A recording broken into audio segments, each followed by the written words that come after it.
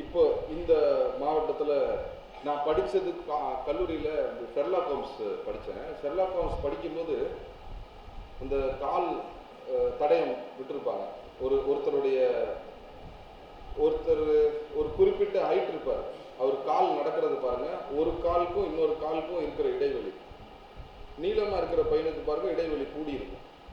So இந்த ஸ்ட்ரைடுன்னு சொல்லுவாங்க. இந்த ஸ்ட்ரைடுடைய அளவை வச்சு அந்த ஆளுடைய ஹைட்டை கண்டுபிடிக்க முடியும். அப்புறம் இந்த குற்றம் பண்ணவர் இந்த மாதிரி ஒரு இடத்துல போய் எழுதுறாரு. அதே மாதிரி ஷெர்லாக் ஹோம்ஸில் ஒரு சீன் வரும், எழுதுறாரு.